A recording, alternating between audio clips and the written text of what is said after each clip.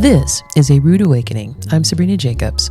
On today's show, I'll speak to Senior Policy and Campaign Manager for Asian Pacific Environmental Network, Faraz Rizvi, about the legislation, Senate Bill 1259, moving through committee in Sacramento to protect Californians from the fossil fuel industry's price gouging at the pump via artificial intelligence to paying the cost for remediation of oil wells. We'll switch gears and hear from friend of the show, Dr. Leslie Joseph, Professor of Civil Engineering at Liberty University, to get his take on the impact of data centers. Then we'll close out the show with Greenpeace documentarian Katie Camosi on her latest endeavor entitled Gaslit, starring activist and actor Jane Fonda, which makes its Bay Area debut at the landmark Piedmont Theater on July 15th. But first, the news. The Public News Service NOAA Newscast, July the 3rd, 2026. I'm Mike Clifford.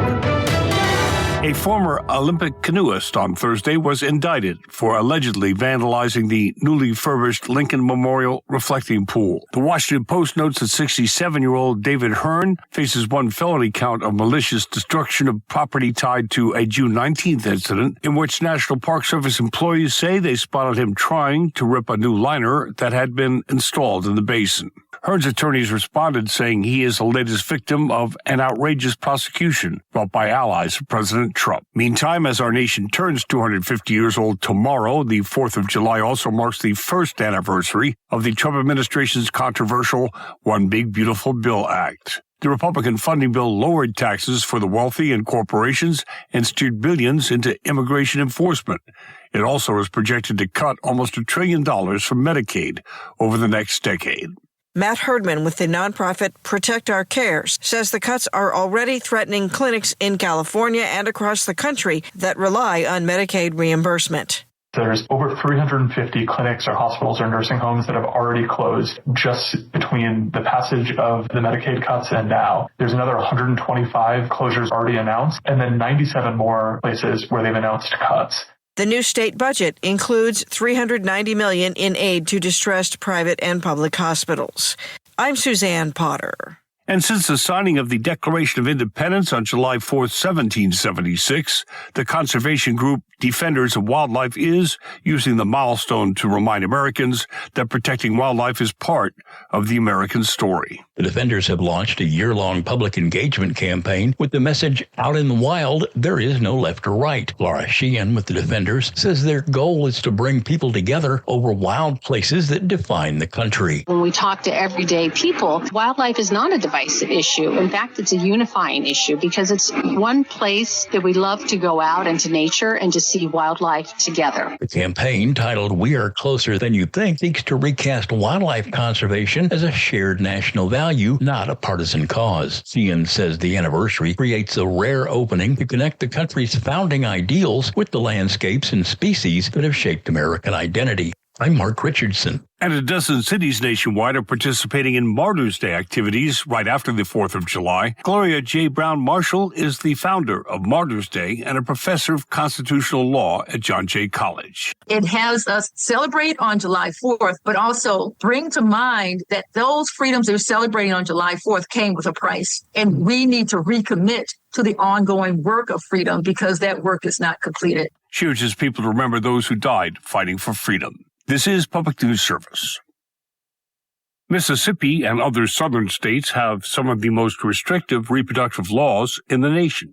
To address gaps in services, students at historically Black colleges and universities are working to improve reproductive health for Black women, girls, and gender-expansive people. Giovante Bishop with In Our Own Voice, National Black Women's Reproductive Justice Agenda, says through the organization's Next Generation Leadership Institute, students are identifying campus needs and designing solutions to address critical reproductive justice issues. Menstrual equity, contraceptive equity, sex education, and as we know, HBCUs are not a monolith, so programming at Tougaloo isn't going to look the same as a program at Xavier. The 2024-2026 class had fellows on 10 HBCU campuses. Bishop says the institute is developing the next generation of reproductive advocates. I'm Frida Ross reporting. And as folks in Michigan fire up the grill and prepare for 4th of July fireworks celebrations, the Department of Natural Resources is reminding residents that just one stray spark can start a wildfire. Fire safety experts say a few simple precautions can help keep holiday celebrations safe. Lori Abel is with the Michigan DNR. She says anyone enjoying an outdoor fire, including a backyard fire pit, should keep water and a shovel or a rake nearby and never leave until the fire is completely out. Remember that if a fire is too hot to touch, it's too hot to leave. So stir it up with that water, use those tools, and make a good old-fashioned mud pie out of it before you leave it. Recent rainfall has lowered Michigan's overall wildfire risk heading into the holiday weekend, but the DNR says most wildfires are still caused by people. Crystal Blair reporting. Finally, residents of the most remote state are navigating a maze of bureaucratic red tape in response to changes in Medicaid rules and service restrictions. New federal rules set to go into effect in Alaska next year will require recipients to work at least 80 hours a month. According to the Congressional Budget Office, around 27,000 residents stand to lose services. Alaska Children's Trust CEO Trevor Storrs says new regulations will compound an already long backlog of people waiting for help. And what that will do is cause people to wait even longer to be able to receive their benefits. The Center on Budget and Policy Priorities estimates nearly 5 million Americans will lose Medicaid as a result of the 2025 federal budget bill. I'm Mark Moran. Happy Independence Day weekend. This is Mike Clifford for Public News Service, member and listener supported. Find our trust indicators at publicnewsservice.org. The stakes are high as the U.S. speeds toward midterm elections. KPFA brings you the latest on election suppression, insurgent and pro-Palestine candidates challenging the Democratic establishment, ballot measures to tax billionaires, regulate dark money, and more. Join KPFA's Election Watch program, The Stakes, airing every Thursday at 10 a.m. and online anytime at kpfa.org and wherever you get your podcasts. Things are heavy right now, so here's a pause.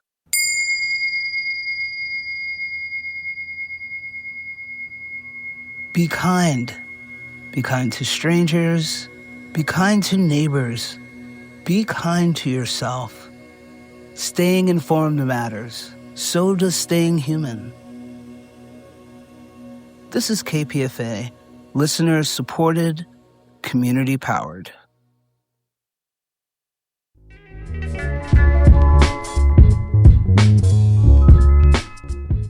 Welcome back. We are back. This is A Rude Awakening. I'm Sabrina Jacobs. Californians are taking hit after hit from the oil industry, while fossil fuel corporations and refineries continue to rake in record-breaking profits.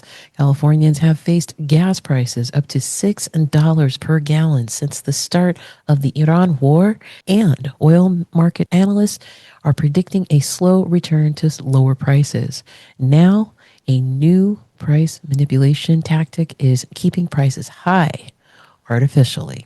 A new lawsuit alleges that California gas stations are using AI to manipulate gas prices, artificially inflating costs by up to 30 cents per gallon. The lawsuit names over 1,700 gas stations, including Arco-branded and grocery store-branded gas stations. While gas stations continue to hike prices at the pump, the oil industry plays the victim, blaming unfriendly climate policy for driving refiners out of the state. One way California can protect consumers, not corporate greed, is with policies like Senate Bill 1259, which was authored by California State Senator Blake Spear, which would require California refineries to publicly disclose estimated timelines and costs of site closure, remediation, and contamination cleanup before facilities shut down. Most critically, the bill would push back against secretive and manipulative actions from the oil industry so Californians aren't left paying the price. Without it, Californians are at risk of potentially footing hundreds of millions of dollars in remediation costs, according to a recent report from the Asian Pacific Environmental Network. So, policymakers in Sacramento can't buy into big oil lies. The industry that has known and lied about the impacts of climate change for decades spent millions of dollars on misinformation campaigns and now deploying AI, artificial intelligence tactics, to artificially inflate gasoline prices and will only continue to pad their own bottom line at the expense of hardworking Californians. Frontline communities need a common sense policy like Senate Bill 1259 to protect them from further paying the price of big oil.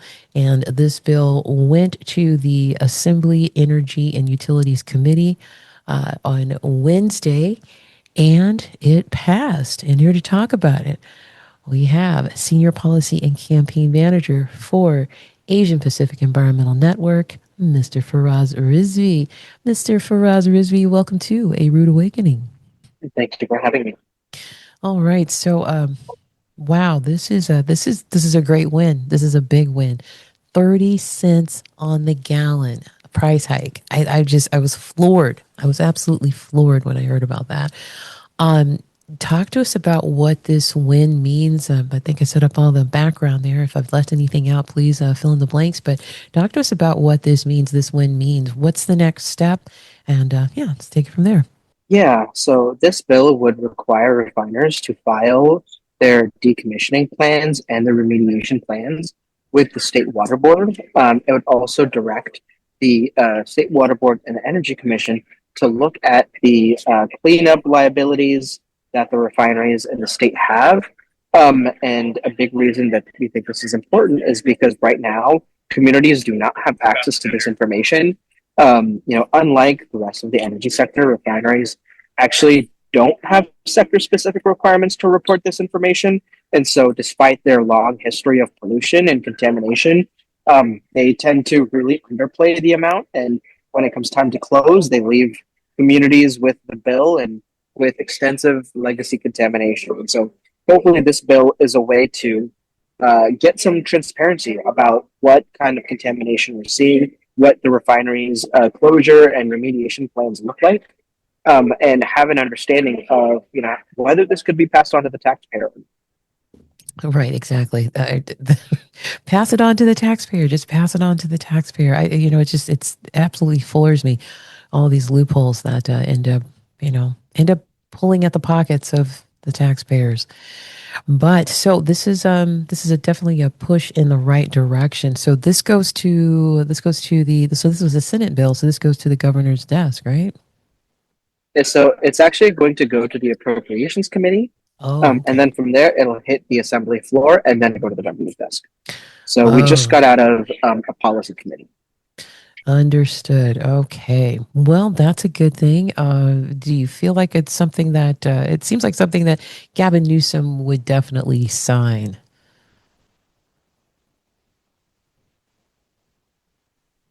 This bill is within the recommendations that the California Energy Commission put out as part of their SB 237 report that was mandated under the previous SB 237 law. And so, we would be surprised if the governor did not sign this bill. But, there are a lot of things that can go into that. And so we do hope that, Governor Newsom would stand by the recommendations put forward by the CEC. So just moving forward, we're getting the word out. We're letting folks know that letting folks know about this price gouging. And this is even more amazing work from the Asian Pacific Environmental Network. So you're going to be keeping your eye on this. When do you anticipate this going to Governor Newsom after it goes through all the necessary committees and whatnot? Yeah, so as of right now, we are actually concerned about some of the amendments that are being proposed and that came out of the committee. And just for us to highlight, the most important piece of this is the information being accessible to communities. We're appreciative of Senator Blake Spear's leadership, and look forward to continuing to work with the senator to clarify and make sure that we get this right, because transparency at the end of the day is so crucial. We heard testimony from Carrie Birdseye, who's the city council member for the city of Benicia, And, Councilmember Birdseye shared the extensive remediation needs and the lack of information that the community is getting. There's so many questions about, a 400-acre buffer near the facility that, the city would like to see redeveloped, but there's really no understanding of the level of contamination, the extent of cleanup, and what they're even going to do to clean up. And, we've seen other cases in the past of refiners leaving their mess and then, selling that land and having housing built above it. That was the case in the Shell distribution center in Carson, where a refinery closed down and they turned that into a housing tract. And for years, almost 50 years, we had folks that were living on that land getting exposed to carcinogens and pollution and having elevated risks of cancer, asthma, COPD. There was a case of an 11-year-old who had leukemia. And so these are the kind of things that we really hope to avoid and ensure that when it comes to planning and having the ability to rethink of what happens on that land, we can ensure that it's safe and that communities have the ability to understand what that cleanup looks like. Indeed, indeed. So, yeah, this bill, this win and this bill all tied into this price gouging. So price gouging, just want to pull everything together here because we've got remediation, we've got price gouging at the gas pump, and we've got the fossil fuel industry basically not taking responsibility for the messes that they leave behind. But so that 30 cents on the gallon here in the state of California, that's been going towards, or supposedly going towards, it's been going into the pockets of the fossil fuel industry, and they're trying to justify it through saying, hey, this is for remediation, when we shouldn't be charged for any of this. All right. Well, Faraz, I think this is going to be the first of many conversations. I hope it is, because this is some important information that you are imparting on us. Did you have any other last words before we close this segment of our conversation out? Yeah, I think just highlighting that it's very clear that big oil is blaming gas prices on California regulations while they're using AI to raise the prices, ripping off consumers and ripping off communities when they leave their mess behind. So there's very clearly some level of market manipulation that we're seeing, and we really hope that we can continue to hold the industry accountable, not just when they're operating, but also when they leave. Absolutely.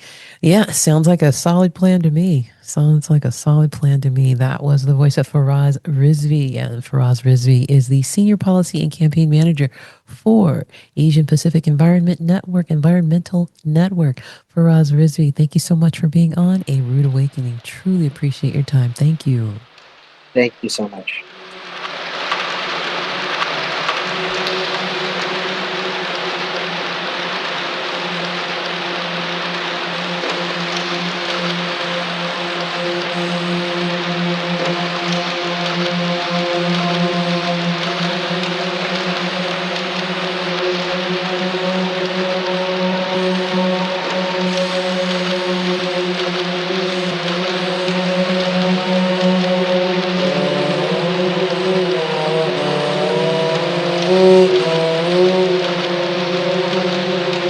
Welcome back. We are back. This is A Rude Awakening. I'm Sabrina Jacobs. Data centers. So we had a short response about data centers from an environmental scientist last week in the form of Dr. Elizabeth Coabelli.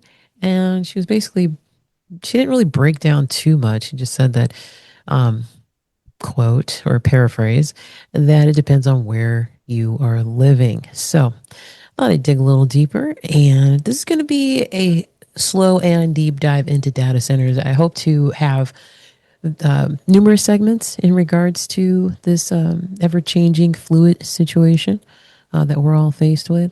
Data centers moving into our cities, data centers moving into towns, data centers taking over and draining our resources. So we're going to switch gears just a little bit as far as data centers are concerned and talk to a civil engineer. So I just want to give a generic definition from a civil engineer's perspective of what data centers mean. And let's see, they require specialized structural engineering to ensure they can support heavy equipment, manage cooling systems, and maintain operational reliability. The design must address unique challenges such as load bearing capacity, resilience against physical threats, and integration with other infrastructure systems. So, very generic. Here to talk about it. Here to talk about it. Back to the show. Back on the show is Dr. Leslie Joseph, and now friend of the show. And Dr. Leslie Joseph is a civil engineer and an environmental justice advocate. And he teaches civil engineering out at Liberty University in North Carolina or South Carolina? It's in Virginia. Oh my gosh. I'm several states away. So, Virginia, welcome back to the show, Dr. Leslie Joseph. Oh, thank you for having me. I always enjoy speaking to you and being on your show. It's a great pleasure and an honor. Absolutely. And you got to make sure you definitely plug your show as well, because Dr. Leslie Joseph has his own podcast called Environmental Lab. So, yeah, we'll definitely have you plug it at the end of this conversation. But so that's a very generic definition right at the top there. And just want to get your perspective because you're boots on the ground. You're teaching these folks that are wanting to become civil engineers about what's going on, what's happening in that space. So, talk to us about where we're headed, or where we are right now, and then where we're headed. Go ahead. Sure, no problem. So, your definition was very good. It was generic, but it was very good because when you're building a data center, you have to make sure that you have all that you need in that facility to maintain the operations that data center is using to allow all of us to use things like AI, to use things like chat bots and other types of online functions.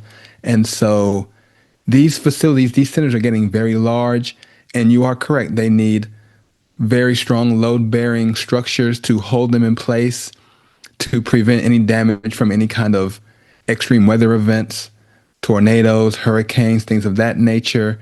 You also have to make sure that your data centers are also integrated.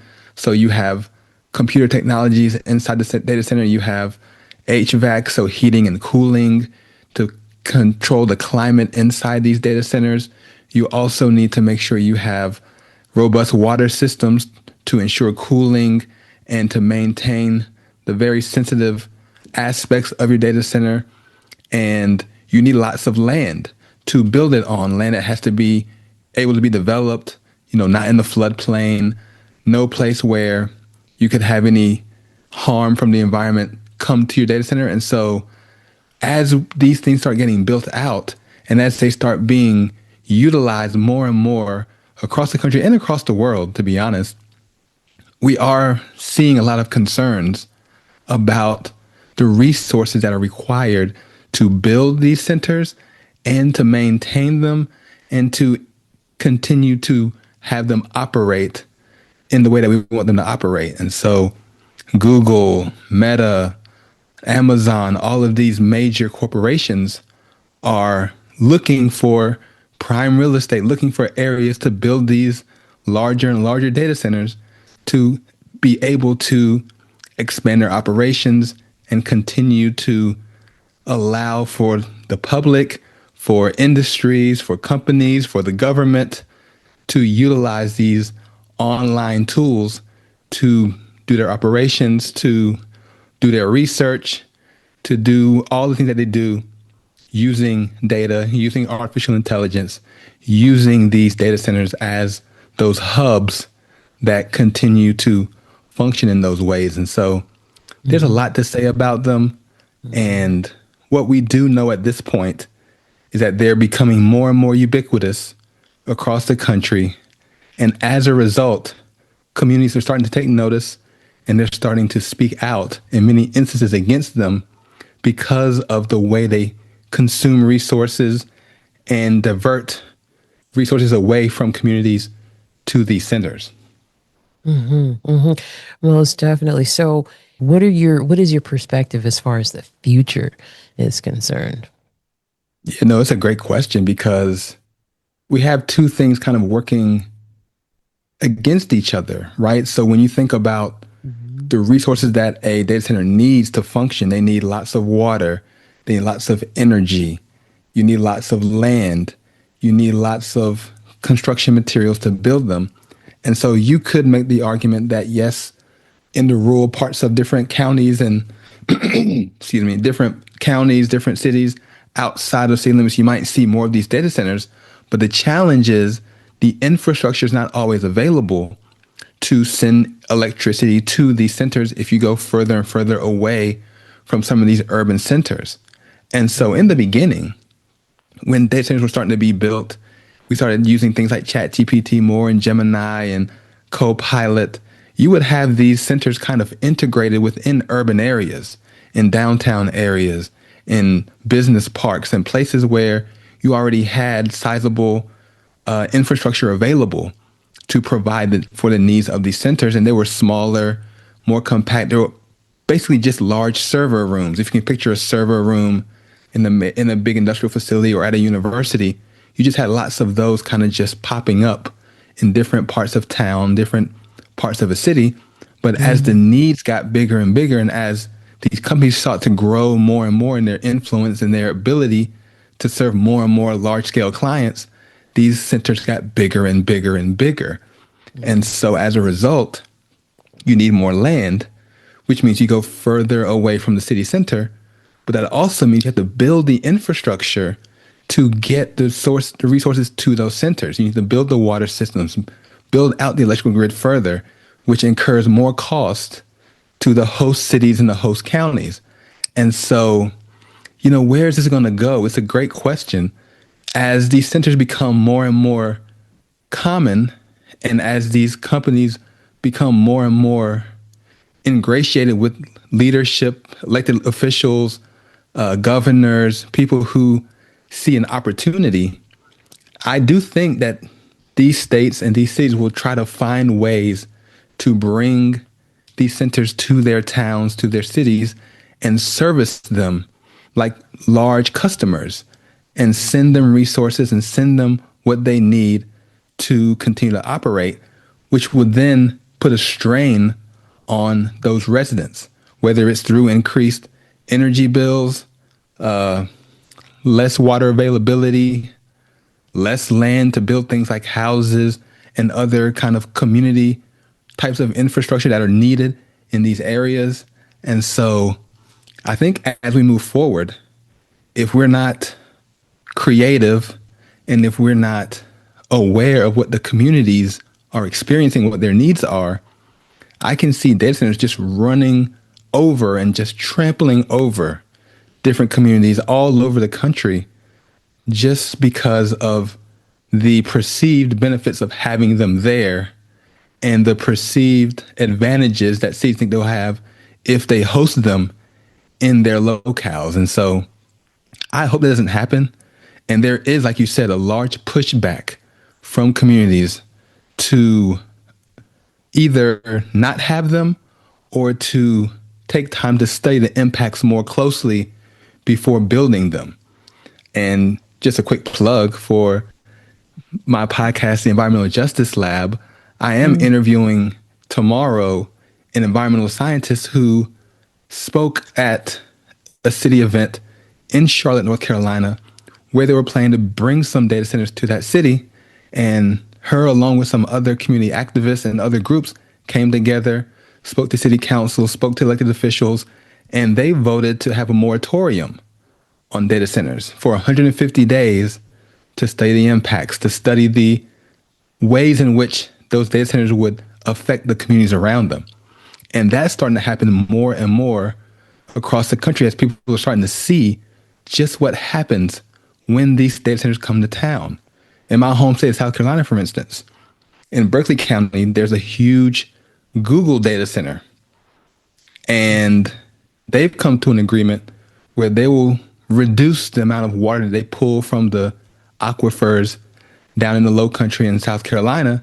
And they're trying to work with the local officials to figure out a way to allow the center to continue to operate without unduly harming the residents. It's very difficult, and it's going to take a lot of work to get there, but that's starting to happen. It's going to have to continue that way, or these communities are going to just be sucked dry of their resources, and the residents won't be able to survive in those areas. We can't have that, and we can't allow that kind of expansionist view from the tech sector to override the communities and what they need and what's required for them to continue to survive in their cities and towns.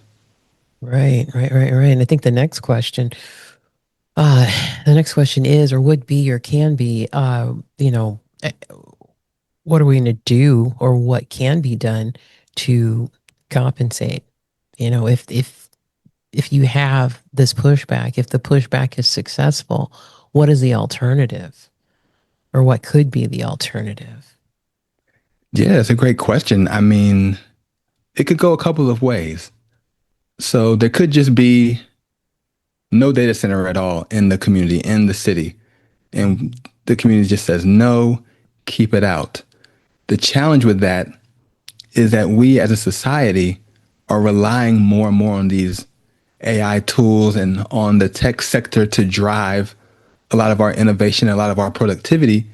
And so where would those centers go? What usually happens in those instances is if communities push back hard enough, the centers find a place. And it's usually in the least restrictive, least politically engaged, least powerful parts of the country where they'll find themselves. And then those people who haven't had the opportunities to speak out, or who don't have the engagement with the local officials for whatever reason to make their concerns known, will just have a center placed on them. And they're vulnerable, they're marginal in a lot of ways, and they just have to deal with this massive center where they live. That's one possibility.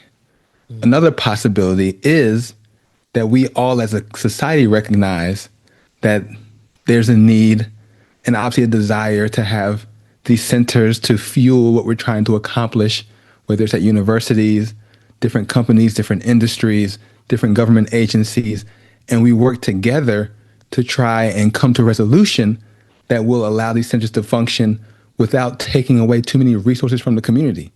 And so what that could look like is having the tech company, for instance, build the infrastructure that they need for their power and for their water, instead of having the city do it and having the city's residents pay for that construction.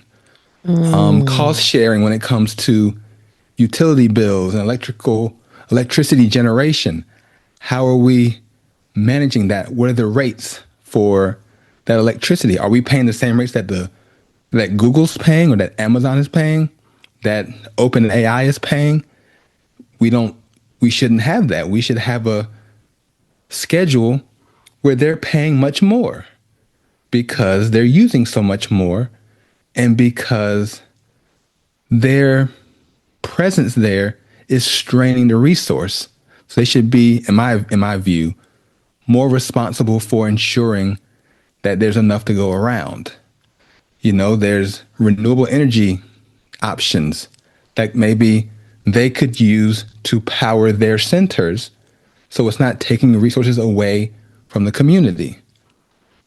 We just have to get creative and have to think through how best to do this. And I don't have an answer for the land. Right. How is the land allocated? How do we decide where they get to build their massive data centers? There are acres and acres and acres of, I don't know. But that has to be a conversation, and let the community drive the conversation. Let the community decide, hey, this is what we believe is appropriate for where we live. Everybody has a different opinion, a different perspective. Bring those to the table. Let's have a conversation, an honest one, and try to move forward. Don't let the billionaire tech class drive the day. Don't let the elected officials drive the day. Let the community come in and say, this is what we think is best. This is how we should move forward. This is what's acceptable if you want that to be in our community. And I think having that kind of approach would allow everyone to have an opportunity to show us how to move forward in a respectful, equitable, just way. Exactly. All right. So when is Environmental Justice Lab on, Dr. Leslie Joseph? Thank you. So the Environmental Justice Lab, it's a podcast available wherever your podcasts are. Every other Tuesday, we work hard to get another episode out. We talk about environmental justice issues in the United States and around the world. We're thankful to have listeners from all over the world listening to our podcast, and we just are so grateful for the support. And we would love for you to listen in. Just look it up, Environmental Justice Lab with Dr. Leslie Joseph. Apple, Spotify, iHeartRadio, Amazon, Audible, wherever you get your podcasts, it will be there. And just teaser, the host of A Rude Awakening, Sabrina Jacobs, has agreed to be on it as well. And so I cannot wait to do that interview and to talk with her about the things that she wants to discuss and get that out to you as well. So listen in is great. Yes. Dr. Leslie Joseph, thank you so, so much. Well, this is definitely going to be a never-ending conversation, right? Definitely because of we just don't know where this data center issue is going, and because we don't know where this environmental justice issue is going to be either. It's a never-ending fight, never-ending conversation. Dr. Leslie Joseph, thank you so much for being on A Rude Awakening. Truly appreciate your time. Thank you. Thank you so much. It's a pleasure to be here with you.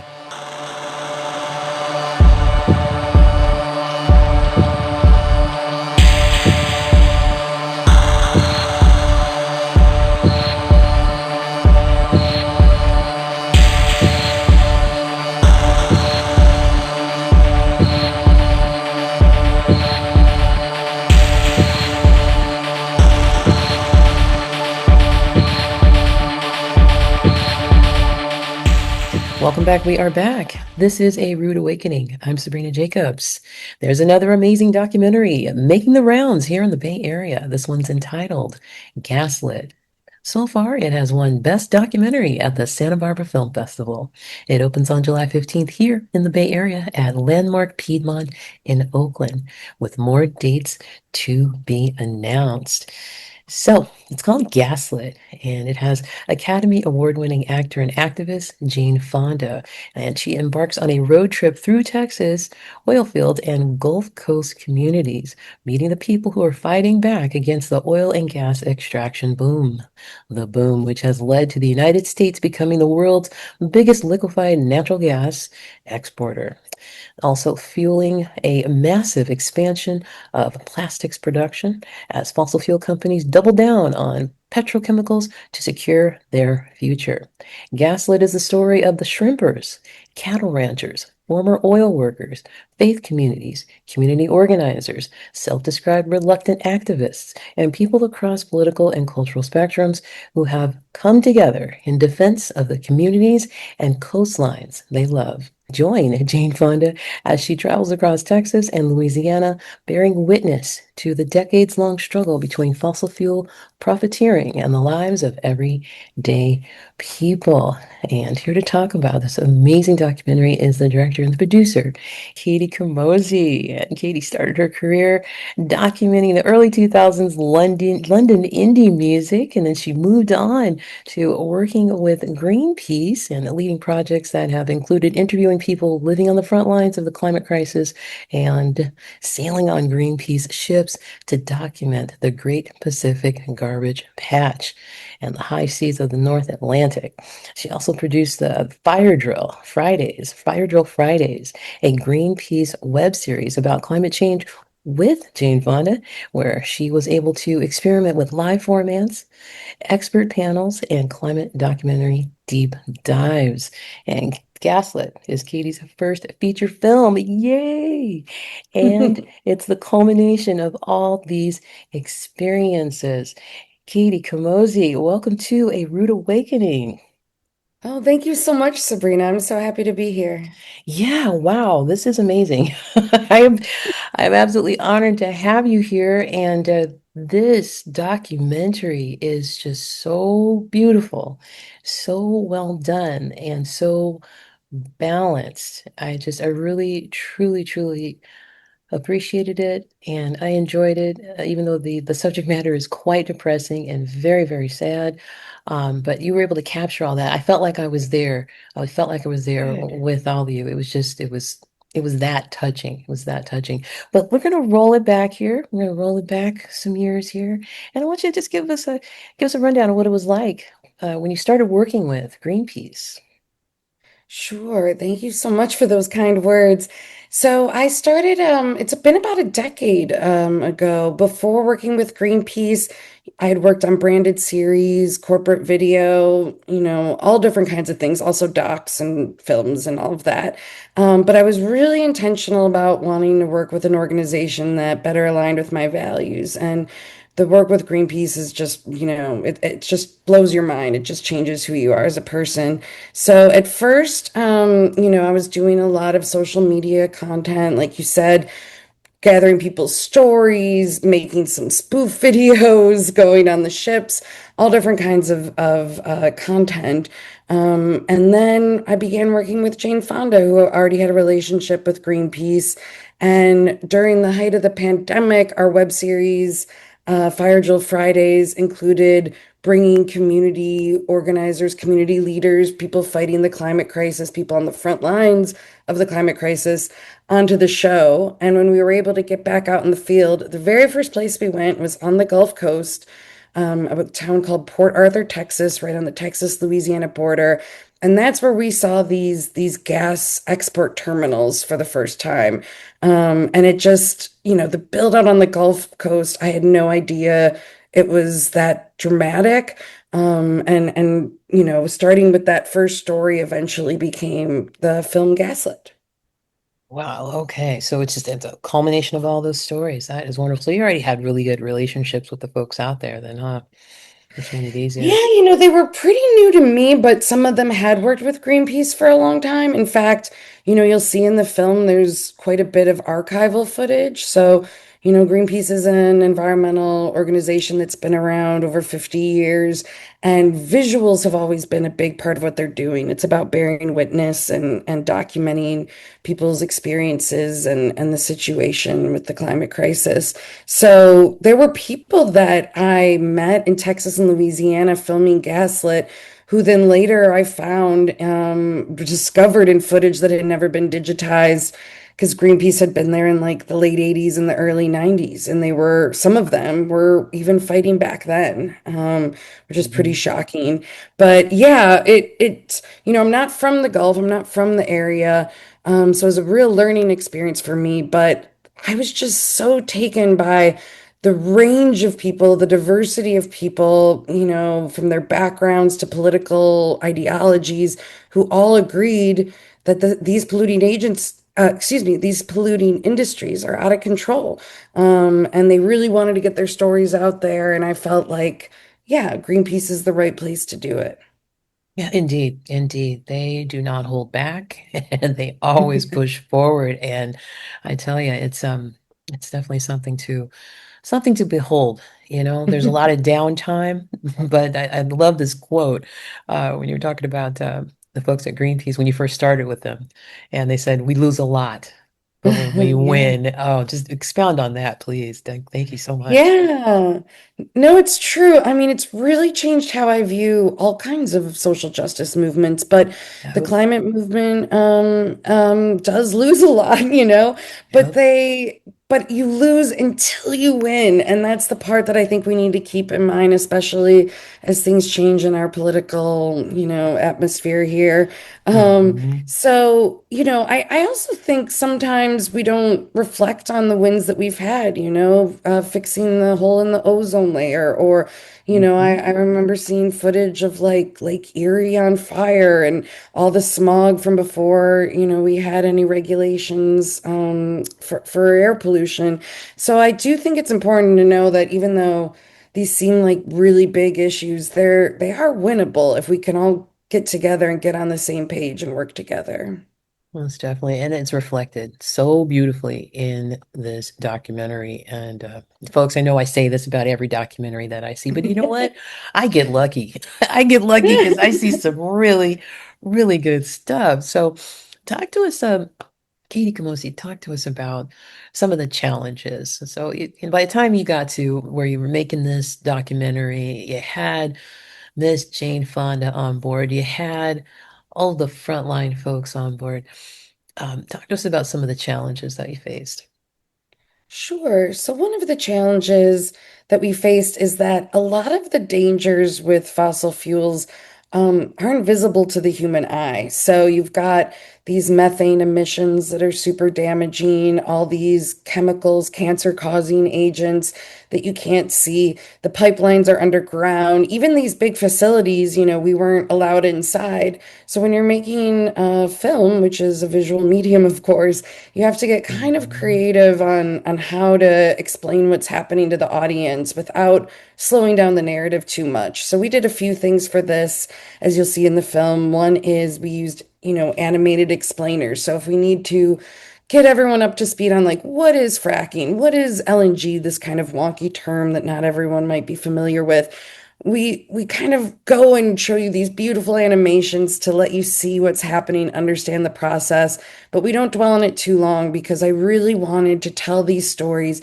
through the people who live and work in the Gulf. So, Jane is kind of the audience avatar. She's our guide. She brings us to each location.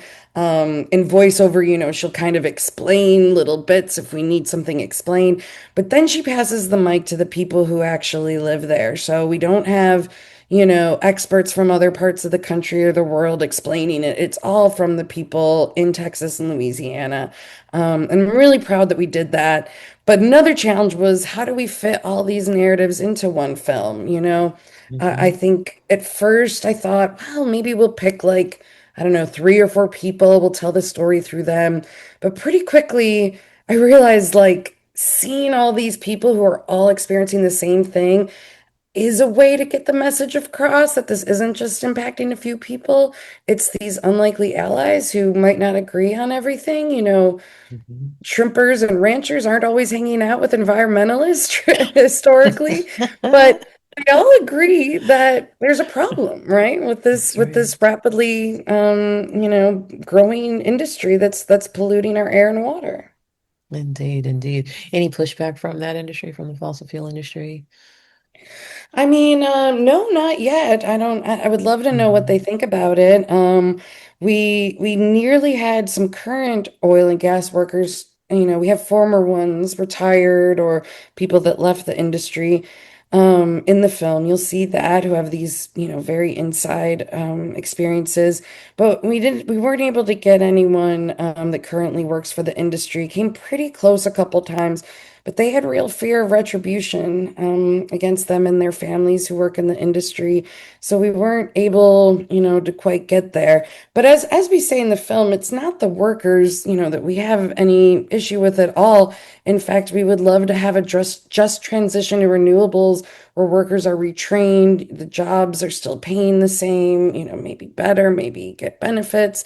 It's really the decision makers. It's the people who own these companies that, we have a problem with, and just the industry as a whole and the way that it's holding us back from, transitioning more rapidly to renewable energy. Indeed, indeed. And back to your Greenpeace days, uh, tell us about one of your most harrowing experiences, because I'm imagining you out there on a Greenpeace boat, a little boat, going up against some really, really big ships. And the waves are crashing, and you're holding on to your camera and you're holding on to the boat. But go ahead and give us an idea of what it's like being out there with those folks, because it looks like fun, but it's definitely also dangerous. Go ahead. Yeah, it's not a usual job. I'll give you that. I've never been out there on any other job quite like this.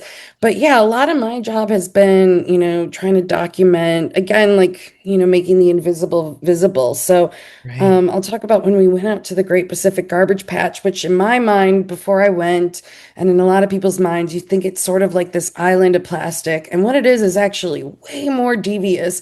The plastic has largely been broken down and it's almost like a soupy mix, which means you can't clean it up. And in a way, it doesn't look as bad, but it's more, that plastic can be ingested by fish, by creatures, by creatures that we might eat later if you eat fish. So we spent a lot of time out there on both like the ship, but also these little rib boats. Those are like the Zodiac boats, I think that you have in mind, where it's the crashing Yes. waves. Right. Yeah. And we had some weather, let me tell you, Sabrina. And it's Oh really God. hard to film and the boat Yeah. moves that much because your horizon's going all over the place. And you're like, I don't want to make my audience seasick when we do this. But it is also exciting because, we didn't see any other boats or ships for days and days and days. It really feels like no one's watching what's out here. And at one point, I had these incredible divers, photo and video divers, who were master divers and also could take the visuals. And at one point, they found this like VHS vinyl sleeve that these like fish were living in. And I was trying to think the last time I'd even seen one of those and Oh, how it got out there and hadn't broken down much. It had broken down a little. That really drives the point home of like, what are we doing with all this plastic, especially the plastic that we might not need that's single use. Um, exactly. but yeah, Exactly. it's I feel like my work with Greenpeace is always trying to like find interesting visuals and interesting stories and ways to reach people. They say that facts don't really change people's minds most of the time, but I do think that stories and lived experiences do. So that's what I'm trying to do with Gaslit is, here's a bunch of people. I would challenge anyone to watch it and not find someone you identify with or that you find compelling and hopefully hearing them tell their own story, might get at a different part of your brain or your heart. But Yeah, we'll give no you the doubt. facts too. We'll do both. Yes, yes, yes, yes. Gaslit does both. That is the title, folks. That is the title of this beautiful, beautiful, and heart-wrenching documentary, Gaslit. And it's going to be opening here in the Bay Area in Oakland at the Landmark Piedmont, actually, on July 15th. There's going to be more dates announced, and as soon as I get those, you will too. And yeah, it's got Oh, the and I can jump in there, sorry, real quick, Sabrina, Oh and just yeah, let sure. let your listeners know we're gonna have a Q&A afterwards. So I'll be there in person on the 15th of Nice. July. And yeah, I'm looking to bring someone from the film and maybe a local group that can talk about, these same issues, but in California, where there's some similarities, but there's been, of course, a lot of wins as well from, setbacks from drilling and things like that that I find really, really inspirational.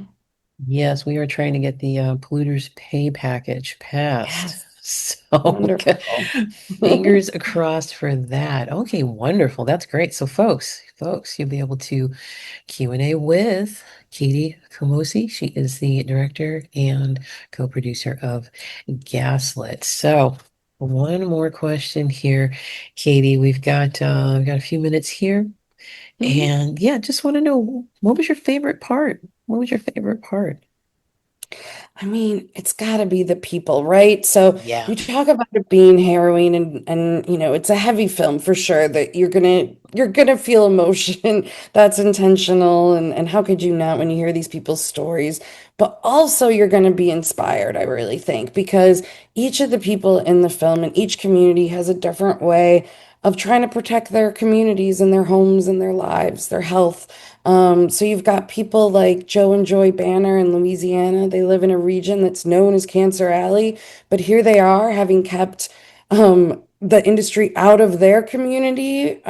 They've been doing it for a while, but their whole community's been banded together for generations. Right now, they're using the Historical Preservation Act as a way to protect these historical lands from the encroachment of industry. I find it so fascinating. And then you've got someone like Diane Wilson in Texas. She's a shrimper. What is she, like fifth generation? I think she says shrimper. And she's using direct action. She'll do these hunger strikes, some of them for like 30, 40 days. I can't believe it. And the attention from it will actually get her meetings with these companies. Like, it's really inspirational.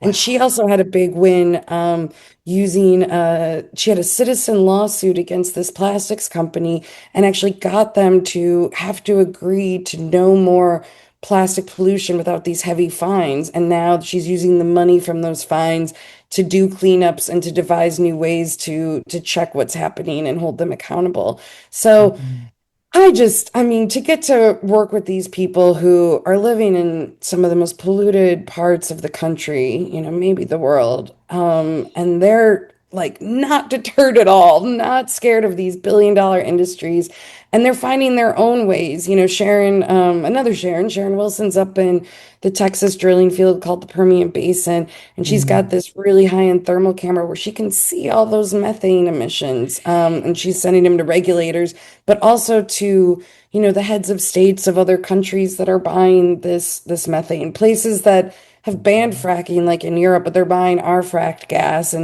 and people who live in those countries are horrified when they find out about it. So I felt like, for me, the thing I could lend to this movement is to make this documentary. But I really hope that when people watch it, you might not live somewhere where it looks as dramatic as the Gulf Coast, but just about everyone's got industry trying to come in. Maybe it's a data center, maybe it's something else. And I think just being aware of, being skeptical of the promises from the industry and knowing how much power communities have if they band together. I'm hoping that message really comes out and that people take it to their own lives.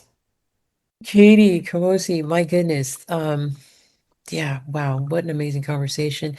I'll go ahead and let you close this out. All right. Thank you so much, Sabrina. I'm hoping to see some folks out in Oakland, and it'll be streaming. I don't have a date yet, but it'll be streaming soon. So if you can't make it out, keep an eye out for that. You can go to the website gaslitdoc.com or on Instagram, gaslitdoc. You can follow us and see all the updates. All right. Thank you so much. And all of the pertinent links will be on the show description page for A Rude Awakening at kpfa.org. Katie Camosi, thank you so much for being on A Rude Awakening. Truly appreciate you taking the time. Oh, I'm honored. Thank you so much, Sabrina. It's great. Alrighty, folks, before I let you go, here's an editorial note. Senate Bill 1259 is part of the Polluters Pay Package. And yes, there is price gouging to the tune of 30 cents more per gallon here in the state of California. I will be putting together a comprehensive show with all the parts of the Polluters Pay legislation very soon. Again, folks, all pertinent links will be on the show description page for A Rude Awakening at kpfa.org.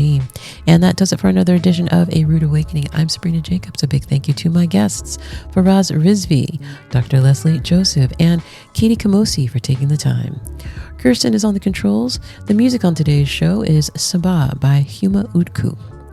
I'll be back next week, same time, same place. Stay tuned for a rebroadcast of Democracy Now! Coming up next. And remember, good people, embrace each other as we embrace the mother of us all. Thank you for listening. It's now around 2:30 in the morning on Saturday. I was sleeping and I woke up and I heard this program, kind of a tribute to Gaza. It's dynamic, all these people sharing things with music in the background. I really think that this needs to be on your radio throughout the day. That song is dynamite, words from people and music in the background. It is very powerful. 90% of Gaza is destroyed. 1.9 million Palestinians have been displaced. Officially 50,000 are dead, but it's far larger than that because anybody buried under the rubble is not counted as dead. I have Palestinian friends. They have families that were killed. They're not even counted on the list of the dead. I mean, the numbers are probably, I would guess, a couple 100,000 at least dead. Just on March 21st, they blew up the Turkish-donated cancer hospital in a controlled demolition. They blew up Isra University in a... KPFA.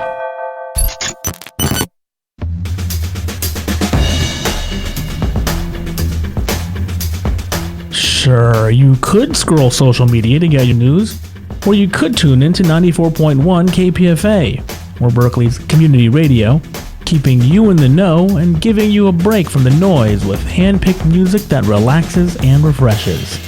Informed? Check. Relaxed? Definitely. But none of that happens without you. We rely on listener support to stay on the air. So visit kpfa.org/donate and pitch in. We'll handle the news. You just focus on keeping calm.